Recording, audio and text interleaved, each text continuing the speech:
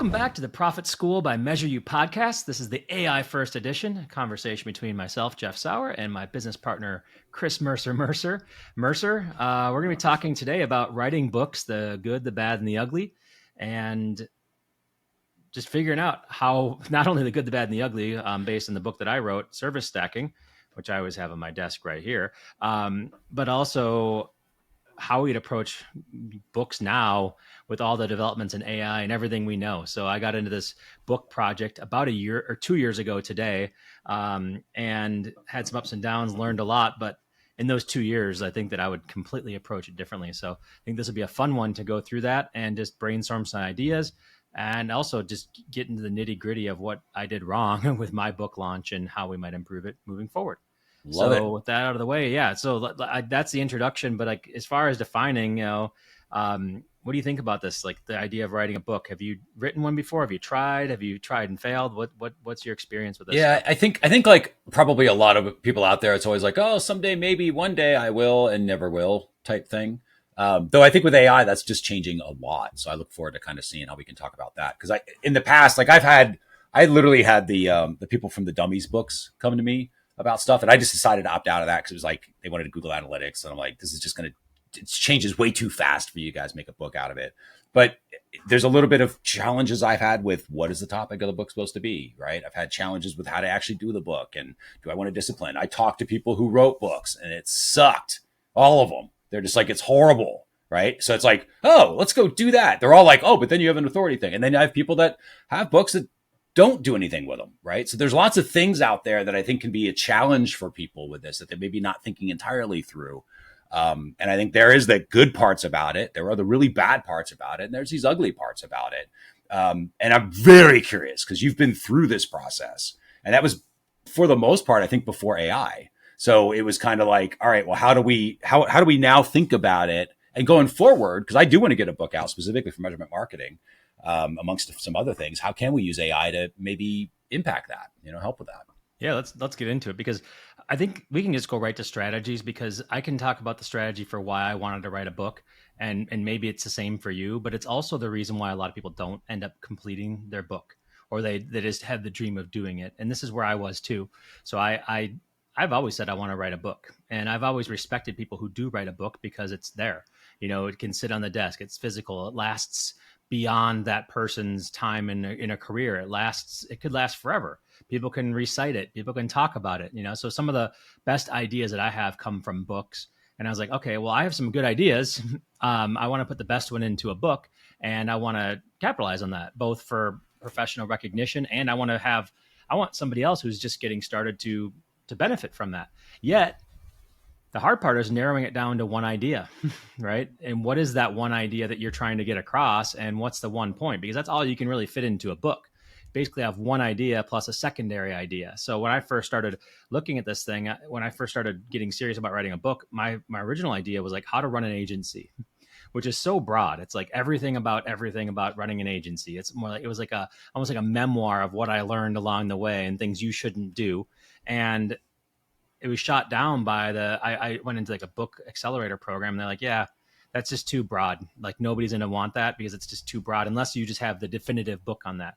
Then it's like, okay, well, but there's books on management. There's books on this and that. Why, like on leadership, why is running an agency different? And it ultimately comes down to, it wasn't just the one thing. And so I had also thought about books on Google Analytics. So I think we both have thought about books on something, but it's like, it doesn't really necessarily move. It's not something that we feel passionate enough about to finish the book, that we think that people are going to want it. And other people are like, yeah, I don't even know if I would buy that thing. Right.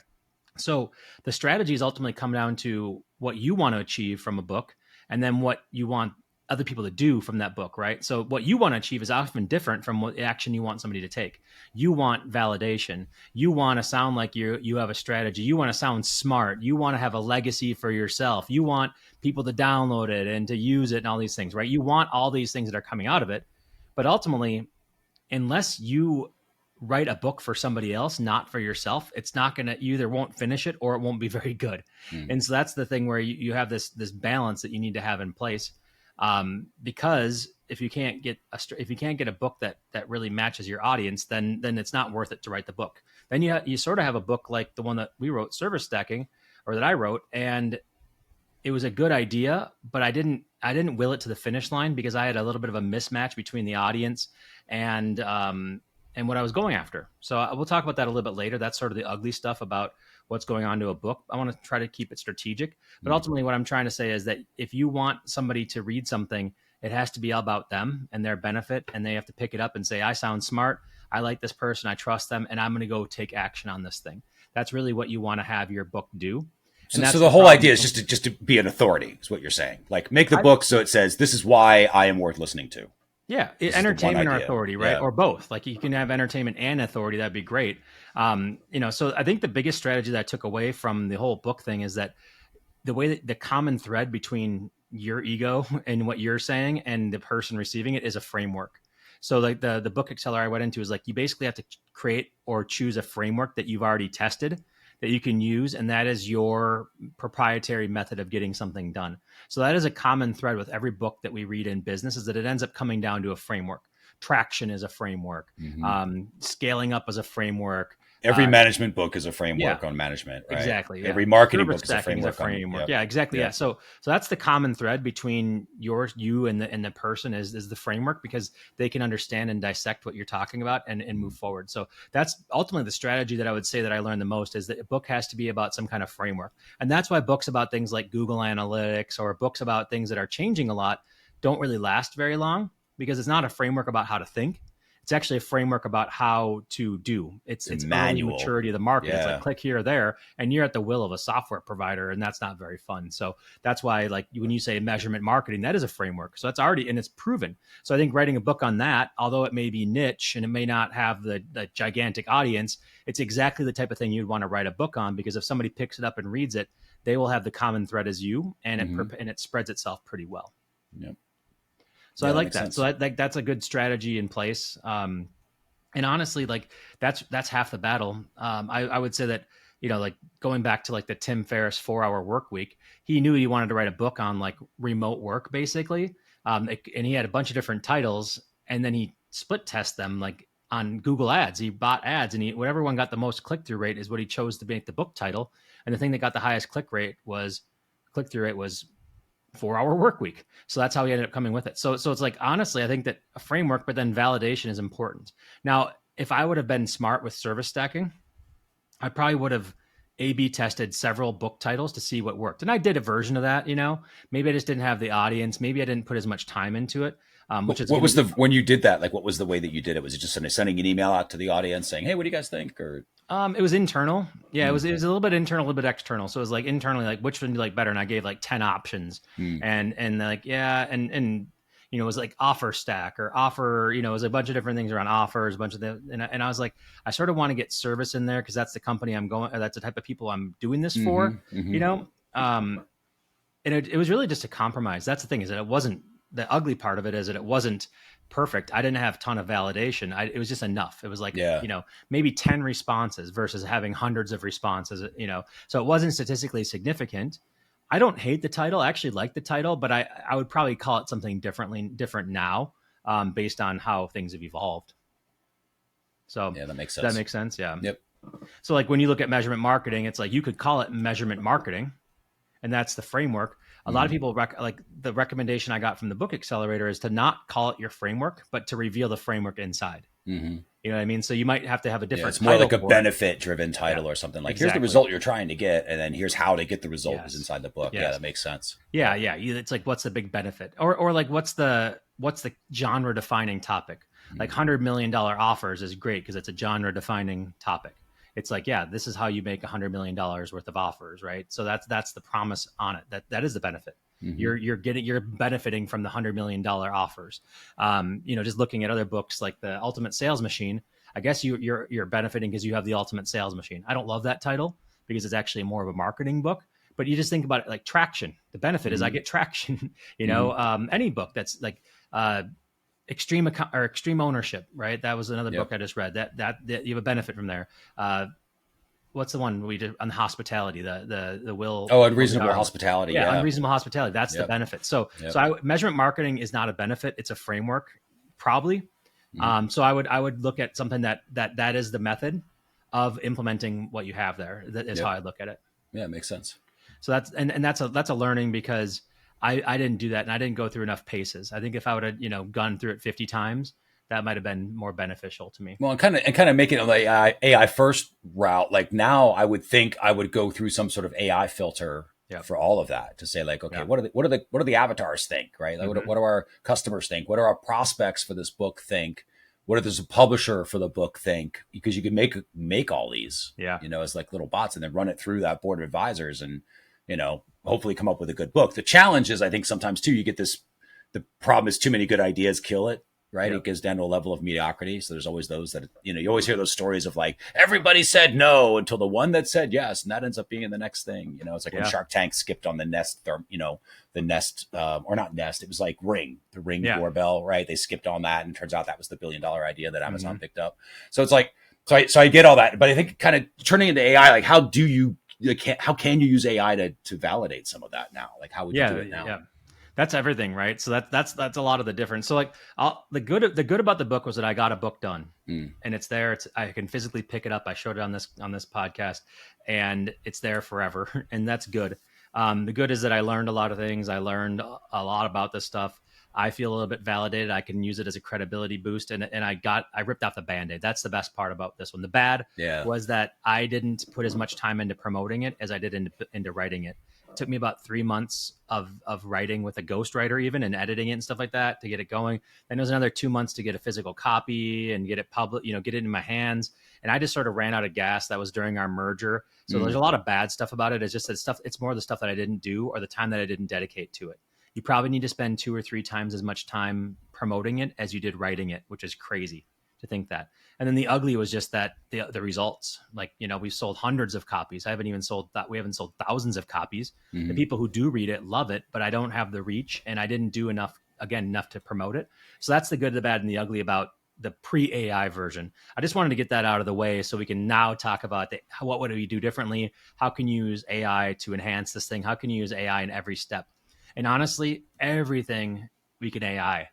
Like when I was going through the book accelerator, it was a bunch of like worksheets, like filling out a worksheet. I wouldn't fill out a worksheet anymore. I would just talk and then have it fill out the worksheet. Yeah. I tried doing a live workshop with the methodology, which was really successful. That I did like a service stacking workshop, and then I tried to have the ghostwriter write it based off of that. And honestly, I didn't really like it. AI would have done a better job of taking those transcripts, and like my writing style, it probably would have done a better job of writing it chapter by chapter. What was just out of curiosity, like, what do you think the difference would be compared to because you've been through the ghostwriter part? And I know people that are doing that, like this stuff is like 20, 30 grand, sometimes to get people to write books. Yeah. I mean, the writer that I had, I went with the one of the least expensive ones because I was just testing the waters. And I don't think that they didn't either grasp or love the topic as much as me of what we were doing. So like, I think it was all in the workshop and in the transcripts, but I think that they wanted to write it, like do a page 1 rewrite. So they didn't want to take the workshop and turn it into a book. They wanted to take the workshop as a way to get facts to put into the book, if that makes sense. That makes total sense. It's like a reporter that's reporting on what happened in the workshop. Let me tell you about this workshop. Exactly. They're not actually giving you the soul of the energy that was in that workshop. So it feels kind of lifeless. It's like, you're like, yeah, it's factually accurate, but it's just not also not the same thing somehow. And it was boring AF, man. It was like, that's what I mean. It no energy. was really boring. There was no personality. There was no Jeff to it. Yeah. And so I just Jeffed it up as much as I could to make it sound like me. So it was just like facts. It was like a book report, a kid who's putting like hey, I read the book and it was good and I like this stuff. It's very monotone. So I added like an intro at the beginning and the end. Like I made jokes. I tried to tie it to I tried to say why you even care about this thing. I tried to get them to read on, that type of stuff. But honestly, like a 14 chapter book or however many chapters it was, it's really hard to come up. It's not hard to come up with it, but it's hard to have continuity. That was the biggest challenge I had. So I think that AI could really help you with continuity as well, where it's like, where did this one leave off and this one end? I think structure, that type of stuff would be great because it can scan your book and tell you, are these transitions as good? Is transition of chapter 13 to 14 as good as 1 to 3? Which one's my best one? It's almost like an AI editor. Yeah, for right? Sure. Is kind of like, oh, you're specialized in this. This is the type of books you really love editing, and you have a personal passion for this, and now help me figure out how to make this thing better. That's cool. I like that idea a lot.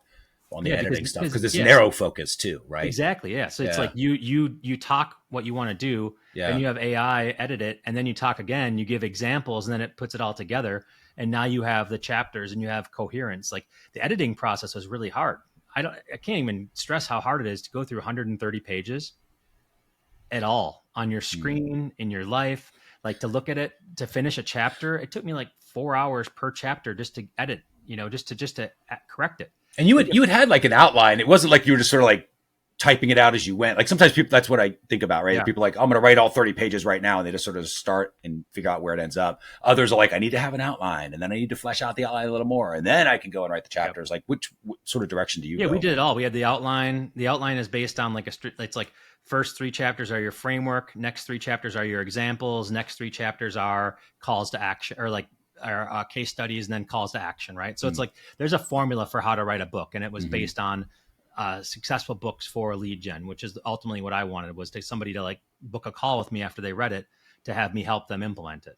See, even that. So I'm going to pop in some ideas just to make sure that they're Yeah, recorded for us too. But like one of those ideas that I'm having right now is like, well, that's a formula for a book, right? Is it all book formulas? Probably not. But like, could we get a deep research report to go out there and say, go find? I want you to find books like this one, this one, this one, this one, this one. Go out and research books like this. Find the patterns in there, right? So that it can and then tell me. I want the recipe, right? That strategy for how to make books like this, and you can kind of pull out that formula. I bet you deep research would totally do that. oh yeah, You yeah. I know, mean, with we an we have AI. mentors Then who've it's done like, that, right? here's your Yeah, formula. Then it's like, cool. Here's the formula. Go do that for metric marketing. Create my outline. yeah. You know, That's or exactly how I whatever. do it. I mean, I think Perry Belcher did his like book in a day or something like that, or build a damn good book workshop, and that was ultimately what he did. Is he did a bunch of research and structure, and then figured out the elements of a great book, and Mm-hmm. then you make it to your topic, which makes it so much Mm-hmm. easier Yeah. because we will never be as like at first time book writer will never have the structure, all that stuff. Like we'll never have that level of experience. That's what a publisher does. That's what a Mm. ghostwriter does. That's what somebody who Yeah. has pollination of ideas. We can just get all that stuff. AI can disseminate that to patterns and everything like that and make it work. Just like how pop songs are so easy to manipulate now because it's just patterns. Mm. Popular music is just patterns. It's just figuring out what works and then just doing it over and over again. That's pretty much what a book should be It's too. true. If you want to have a popular book, you'd probably borrow from popular music. You need hooks. You'd probably borrow from popular videos, right? That type of stuff. So that's basically I would spend less time I would spend less time writing the book because AI would do everything. I'd spend less time editing the book because AI would help me with that stuff. I would spend the same amount of time providing examples, jeffing it up, making it sound that way. But then all the time savings and everything like that that I would get, I would put that into 5-second videos promoting it. I would put it into book promotion as Mm. much as I could. You know, we sort of tailed off because we changed our branding of Profit School. So like the book is not the right colors. There's all these reasons why I don't do that. Mm-hmm. Ultimately, it's because we just changed so many directions and so many strategies. Mm-hmm. But with the next one, I would try to make that bulletproof. Like, is this something that I would be happy about 5 years from now? Are you certain of this? So that's Yeah. why I love the measurement marketing one, right? But again, I wouldn't call it measurement marketing. I'd call it something around the benefit, and then Mm-hmm. I'd have that be the big reveal as the framework. We've talked about it a million times. It's pretty straightforward to get that going. You know the structure. You know the 9 chapters because of that book should write itself. Mm. Honestly, with AI, with all your trainings, everything like that, even examples, pulling it in there, that type of stuff you should be able to write itself. Then you can be like, okay, well, what are the angles then? And you can even brainstorm what are the angles to make people want to read this thing. Is it contrarian? Is it the industry's changing? You're going to be left behind. Like those are the things you can test the hooks. Mm. And maybe before you even write, maybe you do a self-published PDF version beforehand, and then you run 5-second videos to that, and then you see which one gets what hook is the best, and that might be the name of your book. Oh, that's You know what I cool. mean? Like Yeah. that's pretty interesting. Like there's a Yeah. lot of stuff you can do now to get people's attention and see what's going to work. That's the new version of the Google Ads one, right? It's like put $10 into a bunch of 5-second videos and see which one has the highest metrics, engagement metrics. That should be the name of your book. Yeah. Which one do the algorithms start showing to Yep. everybody? Or like that's the one that they know is Yep. going to be more likely. So Yeah. yeah, makes sense. Yeah, so it's like AI should have a step in everything here. The research is easy. Like I was pulling stats from just Google searches. Like, I need some stats on how many people have this, or how many stats. I was just looking for stats, and it was all like Google. right? Now that would be in deep research. They would have those stats, and they'd be able to back it up with with a bibliography for that. They'd be able to give me the answers that I'm looking for with more confidence. There'd be more variety to choose from. I don't know if you've seen the Google Deep Research report where it says, "Do you want to do a summary?" And then it creates a whole website with your deep research, and it tells you this. It's freaking awesome. Infographics and everything else now. Yeah, it's amazing. It's like that's like we would just be so much better now. Thing is that if somebody else used this and they didn't have a methodology that they iterated on, then it wouldn't go anywhere. Yeah. Right. Like, so that's the cool thing about it is like we have our intelligent automation framework. We could write a book on that with the steps and with our trainings. And if we had the benefit as the headline, I think that could do pretty well. Yeah, I agree with that. Yeah. You know, it ultimately comes down to testing these things out and just being descriptive about what somebody needs to do, because people need that. And that's what they highlight in their book: the picture, the image, the framework type stuff. So I think that, you know, you and I have talked about writing books. Like, this is the thing that, like, going back to strategies, we've talked about writing books like once a month or once a quarter, like Dan Sullivan does. But his books are small. They're easy to read. They're snackable. Maybe that's what we should be doing, right? Instead of creating like a big published book with a bunch of pages and stuff like that, maybe we create the small ones and then we see which one gets traction there. Yeah. So I almost see like a thing like, hey, 5-second hook for a framework. Just figure out what the benefit is that gets people in there. Then sell that as a PDF that's 30 pages, get feedback on that, iterate on it. And then if people are really buying it or buying into it, then you expand it, then you blow it out.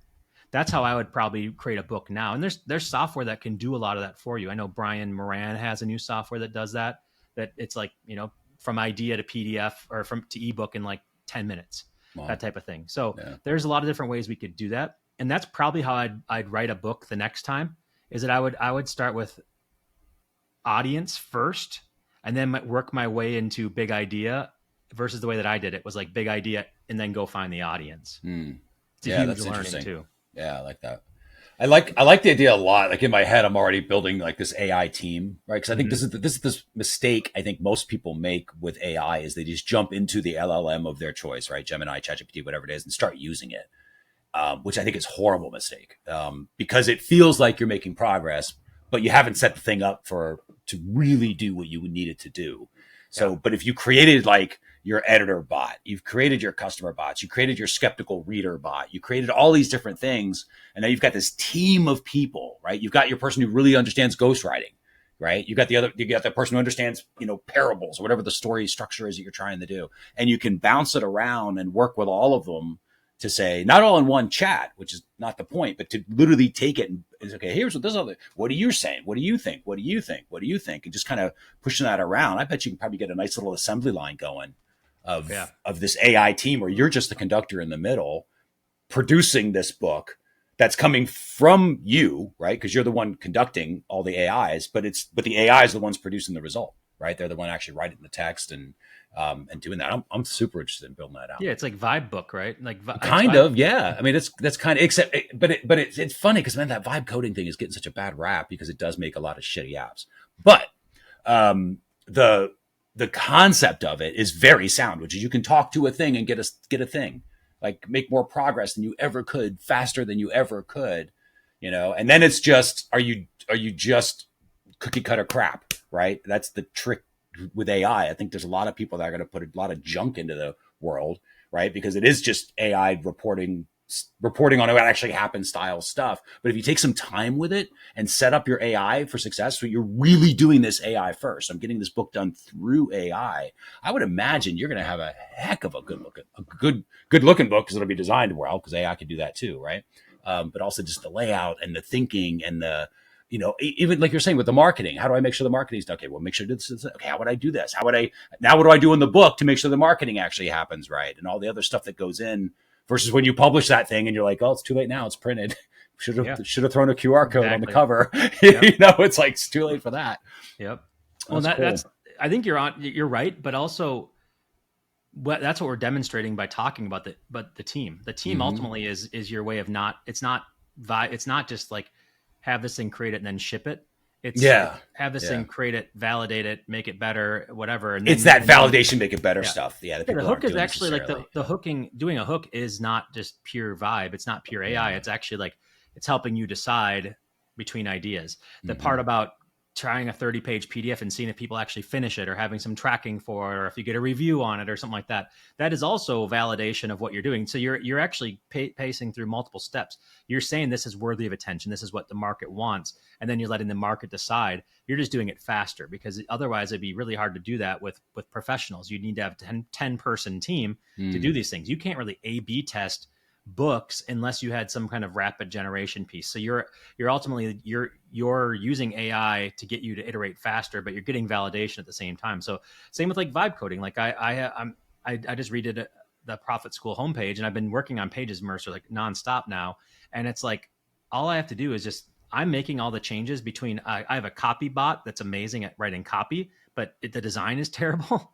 Then I have a design bot now where I do the design with the copy, and I have them working against each other. I'm ping ponging these things back and forth, the different LLMs, and it's getting better. Then I have the human in the loop, which is our designer, and I'm like, okay, well, can we do these things? And they're like, yeah, I can do this, can't do that. And I was like, okay, I can live with that. And now I'm getting the pages out there, and it's taking 2 days versus 2 weeks. Yeah, and it's better. Yeah. Not even. So that same process, but with a book now. So instead of months to get a book out, you could get it out relatively quickly if you can focus on it. That's everything we do, though. Everything I do is I'll call it vibe, but it's actually ping pong, really. You know, the vibe is more like you're just using your words to describe something that you want versus using anything else, right? It's just basically you're talking to this thing and saying, yeah, I don't like this, I like that. It's more conversational. That's what vibe is. It's exactly right. So I think vibe is here to stay. Conversational interaction with AI. Yeah. It's the prime use case. That's what they want you to do, you know? Yeah. And then it's the ping-ponging that's actually the technique that really gets you the better result. That's the funny thing is, yes, vibe is fine. That just means that you're talking to something, in my opinion. You're just talking to it like, hey, I want this, I want that. Show me what you got.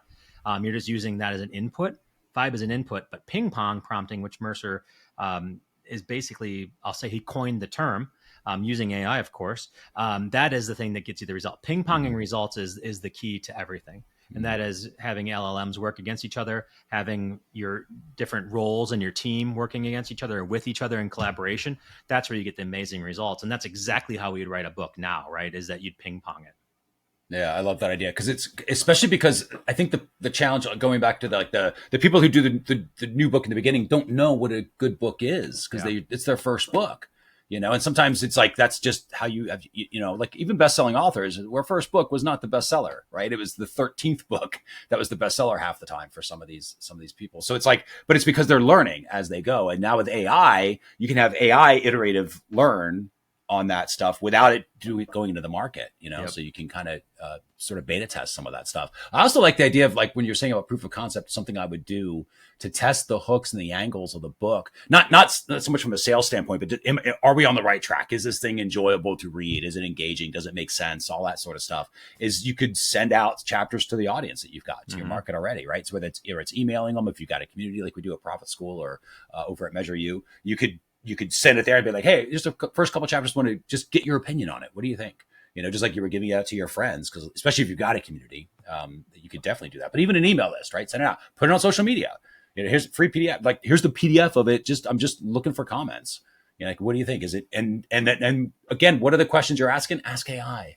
Just be like, I need a little survey that I can see if we're on the right track or not. And what are the questions I should be asking type of thing. That's pretty cool. And then maybe even give them a free book. Hey, when the book is published, I'm going to give it to you for free for helping me out.